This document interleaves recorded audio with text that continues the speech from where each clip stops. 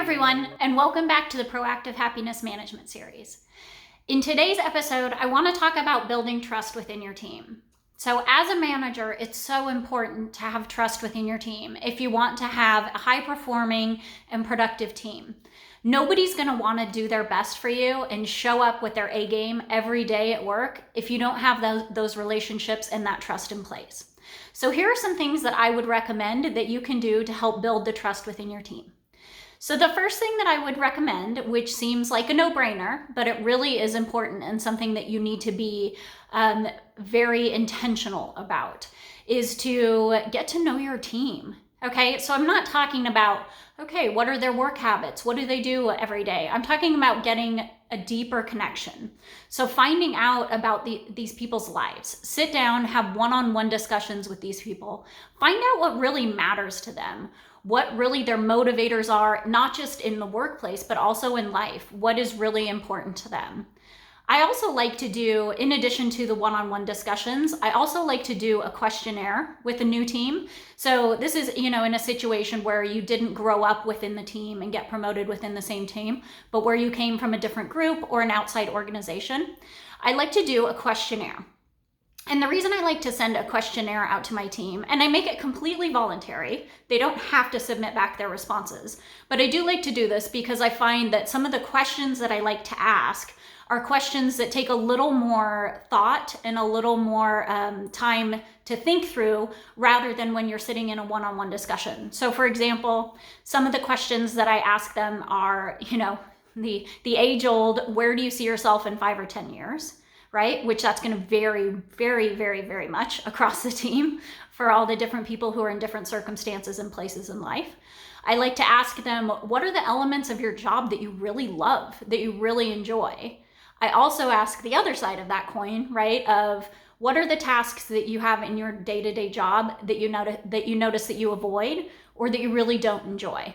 Something else I like to ask is, what motivates you? What motivates you at work? Right? So is it going to be the financial aspect of it? Is it trying to help others and do something good? There can be a lot of different things that motivate people in the workplace. So I think getting a better understanding of how each of the people on your team is wired will help you to be more understanding and to kind of tailor your approach to each of the individuals on your team rather than taking a blanket approach and trying to apply the one-size-fits-all approach. So that is the foundational thing I would suggest as far as building trust within your team. Now, the next thing I would say is when you join this team, assuming again that you haven't grown up within the team, you're going to come in from a different group, at least, if not a different organization. So there's going to be a lot for you to learn. Well, this is a great opportunity for you to show a little bit of vulnerability and humility, right? Ask your team to help you. Give them an opportunity to help you settle in, to learn the ropes in the new company, and it'll really help to establish that rapport and demonstrate to them that you're willing to take help from them and they should be willing to take help from you as well. When we move into new roles, and you've heard me talk about this on different episodes as well, but when we move into a new role, we all have a tendency to want to really shine, knock the ball out of the park, really just do an outstanding job, which of course we should, right? But I always suggest to people be really mindful of making sure that you are not taking credit for anything that is not completely yours. So when you move into this new team, your new team is going to be watching you very closely. And something like this will sink your ship immediately. So make sure that you are not taking credit when credit is not really yours to be taken. And also along those same lines, when we talk about giving credit, make sure that you recognize the contributions of those on your team. So give that positive feedback, in the moment positive feedback. Something else that you may have picked up from our feedback episode, when you're having those initial one-on-one discussions, make sure you have a clear understanding of how your team, the individuals on your team, like to receive feedback, okay?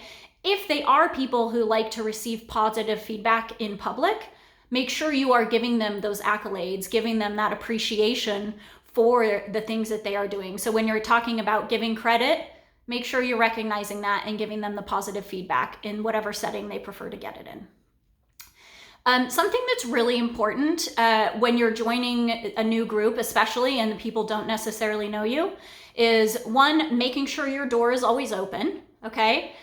I've said this before in other episodes. You don't have to drop everything you're doing right there in the moment, but make sure that you are always making yourself available for the team, and then make very sure that you follow through on whatever you have committed to do for them, okay? So even if it's something as simple as they have an HR issue and they're getting nowhere and they need your help with it, you better write that down and make sure that you follow through with it and get back with them on that.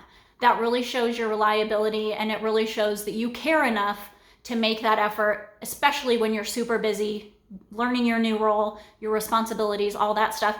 It goes a long way with the people on your team to know that you will make the time to take care of their stuff and to follow through and get back with them. Asking for feedback. I talked a little bit a minute ago about giving feedback to others, but also solicit feedback from the people on your team. So they are all familiar with the organization. They're familiar with the team. Leverage that. Ask them to give you feedback. I always remind you, be prepared to get it, right? But do go ahead and solicit it. It will show them that you are looking to improve, that you're not too arrogant to ask them for any observations that they have that could make your life easier in your transition to your new role. So those are the handful of things that I have for you when it comes to building trust within your team. I really would encourage you to focus on this. As a new manager, we talk all the time in this series about how challenging this transition can be, and having a team who is on your side, who has your back, who really understands what you're going through and will support you through this transition can be so powerful and such a wonderful thing. So I really encourage you, take these tips to heart, try and apply them, see if you can really try and build a strong foundation within your team. Once you've done it once, it'll become easier the next time around. So I hope you've gotten some good information out of today's episode. Don't forget to subscribe to our channel so that you make sure you don't miss any future episodes, and we'll see you next time. Thanks so much.